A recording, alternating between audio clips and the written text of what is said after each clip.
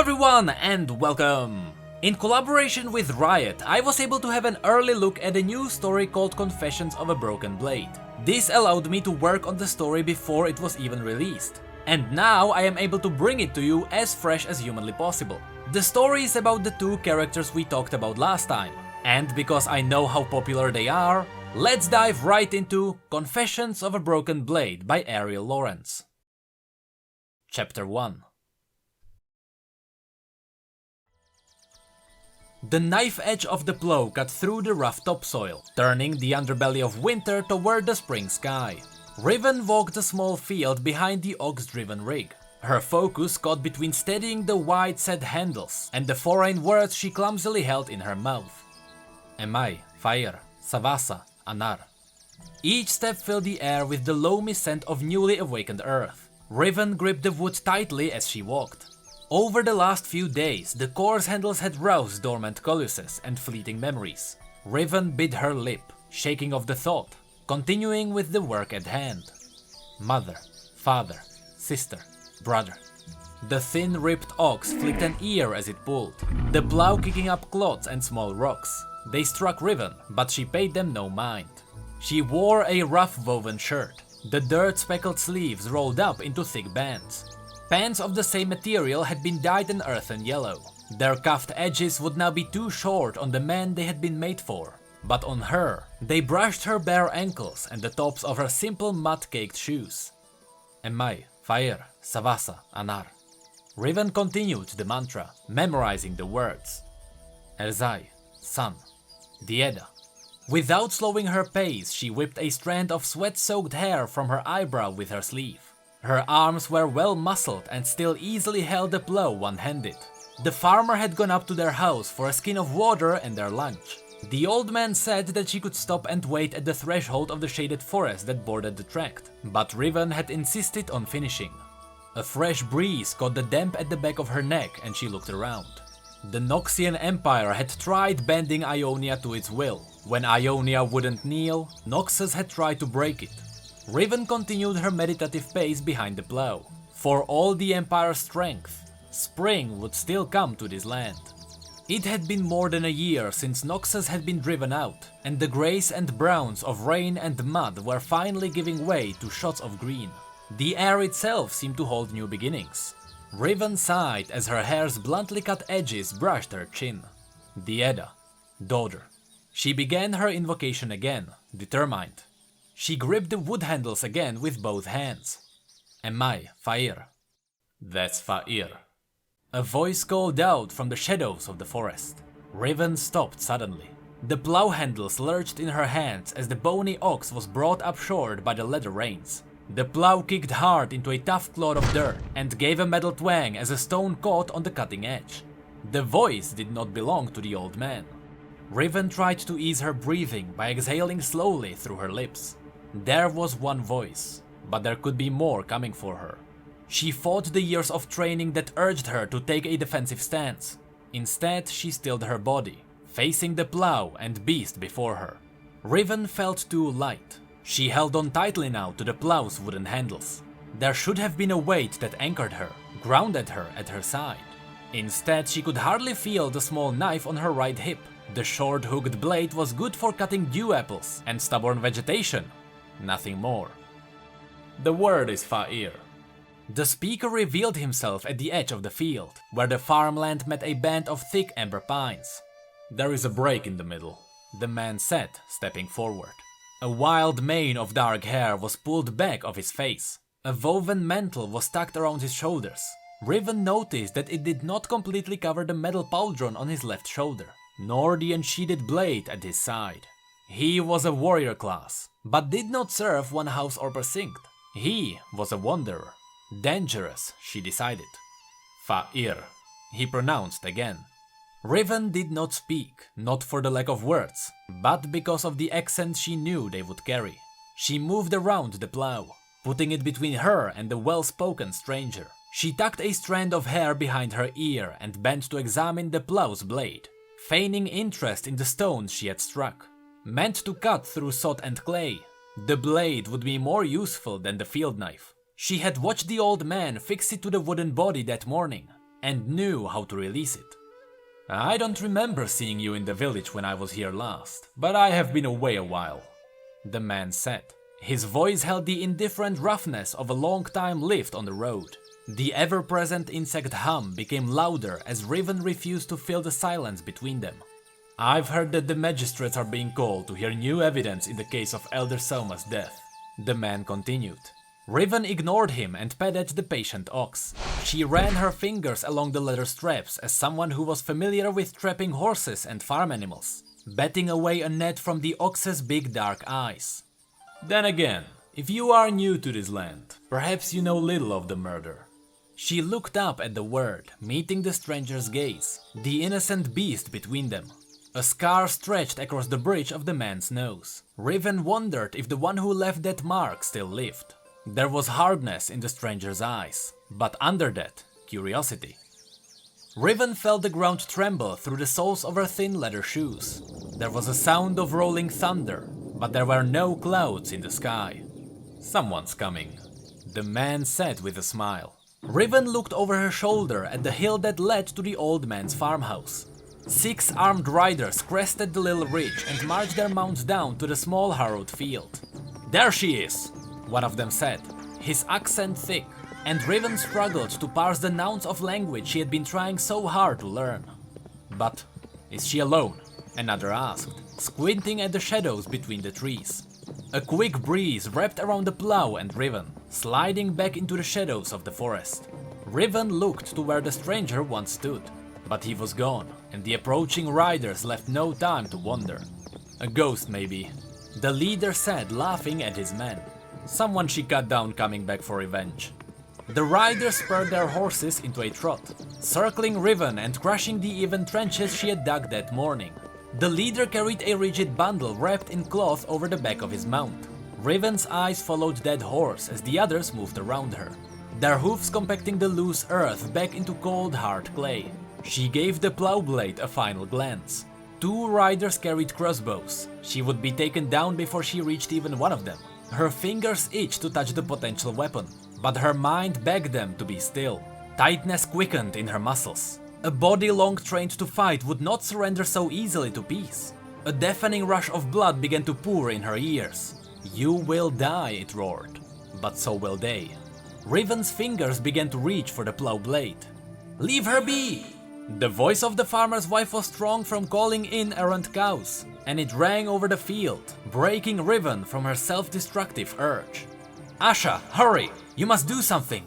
The riders halted their circles around Riven as the farmer and his wife crested the hill. Riven bit hard on the inside of her cheek. The sharp pain centered her, quelling her urge to fight. She would not spill Ionian blood in their field.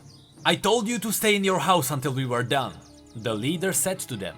The old man, Asha, hobbled through the uneven dirt. She's done nothing wrong. I was the one who brought it, he said, gesturing toward the wrapped bundle. I will answer for it. Master Conte, Ofa, the leader said. A patronizing smile thugged at the corners of his thin lips. You know what she is. She has committed many wrongs. If I had my way, she would be cut down where she stands. He looked Riven over, then wrinkled his nose in annoyance. Unfortunately, old man, you can say your piece at the hearing. While the leader spoke, Riven's feet had sunk into the moist earth, momentarily holding her fast. The feeling of being murdered pulled down, overwhelmed her.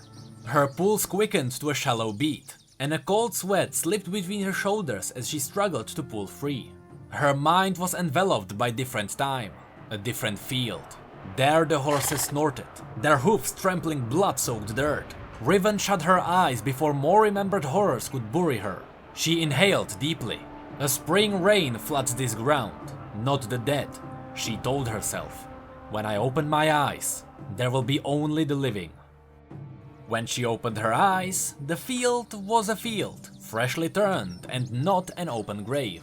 The leader of the riders dismounted and approached her. In his hand he held a pair of shackles, swirls of Ionian metal far more beautiful than anything that would have chained criminals in her own homeland. You cannot escape your past, Noxian dog, the leader said with a quiet triumph. Riven looked up from the plow to the old couple. The lines on their face already carried so much pain. She would not bring them more. She could not. Riven tried to hold onto that image, the two of them leaning into one another, each holding the other up. It was a moment of fragile defiance before they knew something would be taken. Then the old man wiped a sleeve across his wet cheek. She had to turn away. Riven shoved her wrist toward the leader of the riders. She met his smug grin with a cold stare and let the steel close over her skin. "Do not worry, Dieda," the farmer's wife called out. Riven could hear the taut hope in her voice. It was too much hope. The wind carried the strained words and the smell of freshly turned earth, even as Riven was led further and further away. "Dieda," it whispered, "we will tell them what you are." "Dieda," Riven whispered back, "Daughter." For 2 days after the girl surrendered, there had been nothing for Shava Conte to do but help her husband slowly repair the trampled furrows and plant the field. It was a task made easier by the girl's labors. And yet, if their son still lived, it was one that she and Asha should not have had to do at all. On the cold morning of the tribunal, knowing it would take more time for their older bones to walk the long road into the town, the couple left before dawn to reach the village council hall. "They know she's Noxian. You worry too much," Shava said, clutching her tongue for good measure. Realizing her tone was more fit for calming chickens than her husband, she gave him a hopeful smile. "Noxian. That is all they need to proclaim guilt." Asha mumbled his thought into the homespun wool wrapped around his neck. Shava, who had spent the better part of her lifetime coaxing stubborn animals into the butcher's pen, stopped short, turning to face her husband. "They do not know her like we know her," she said, stabbing one of her fingers into his chest, exasperation escaping through her hands. "This is why we are to speak on her behalf, you old goat." Asha knew his wife, and knew further argument would not change her mind. Instead, he nodded his head softly. Shava gave a dissatisfied harumph and turned back to the road, marching in silence to the town center. The council hall was beginning to fill. Seeing the crowd, she hurried into the narrow spaces between the benches of the council hall to find a seat closer to the front, and unceremoniously tripped over a sleeping man's leg. As the old woman fell forward with a weak yelp, a groan escaped from the sleeping man. Like a lightning blade, his hand snapped forward, his grip like steel, catching the old woman by the arm before she fell onto the stone floor. "You must watch your step, Oma," the stranger whispered deferentially, drink still heavy on his breath, but slurring none of his words. He withdrew his hand as soon as the old woman was back on her feet. The old woman looked down her nose at the unlikely savior, her eyes narrowing. Under her scrutiny, the man receded further into the shadows of the mantle wrapped around his shoulders and face. The ghost of a scar across his strong nose disappeared into the darkness. "The council hall is nowhere to recover from a night of misdeeds, young man." Shava righted her robes, the disdain evident in the tip of her chin. "A woman's life is to be decided today. Be gone before you are asked to concede your own wrongdoings before the magistrates." "Shava!" The old man had caught up and put a hand on his wife's arm. "You must keep your temper in check if you are to offer our assistance today. He meant no injury. Leave him be." The hooded stranger offered 2 fingers in a peaceful supplication, but kept his face hidden. "You strike to the heart of the matter, Oma," he offered, humor creeping his voice. Shava moved on, carrying her indignation as a delicate gift. The old man tipped his head as he paused. "Do not judge her quickly, my boy. She worries that an innocent soul will be found guilty before the truth is known." The hooded man grunted in acknowledgement as the old man moved on. "On that we are the same mind, Ofa."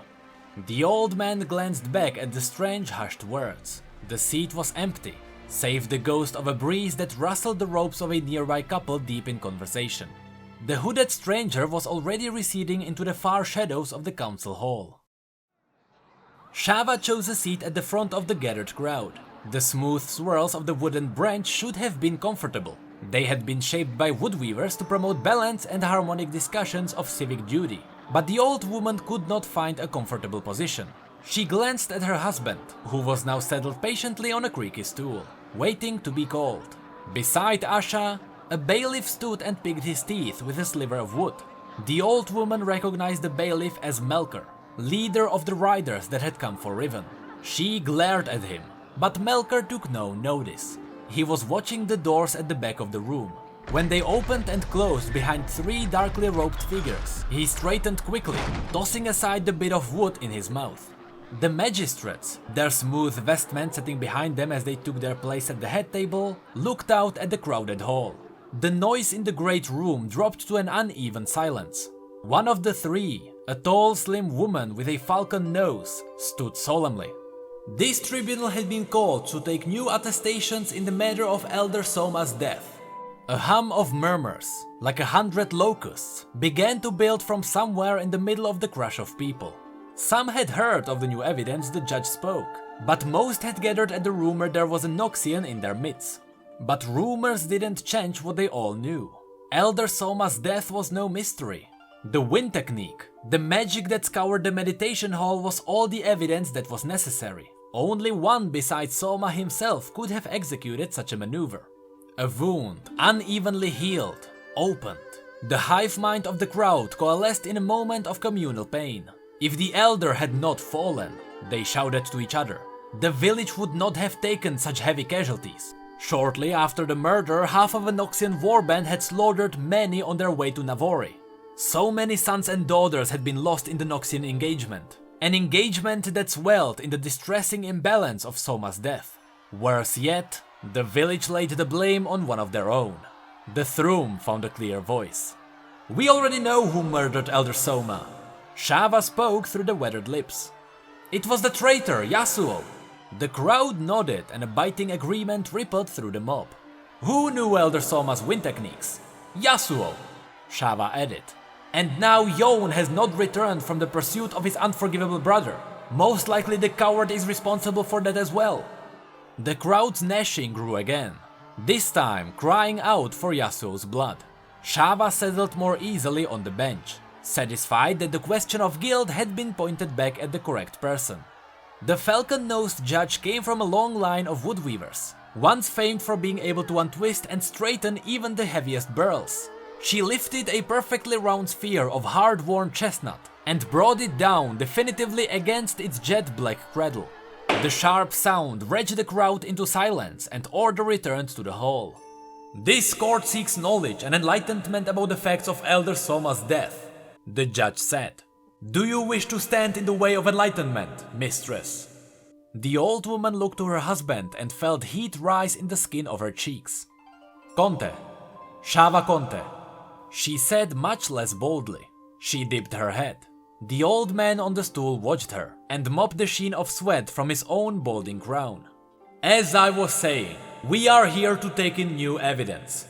The falcon judge looked out at the crowd for any other stubborn burls and nodded to the bailiff, Melkor. "Please bring her in."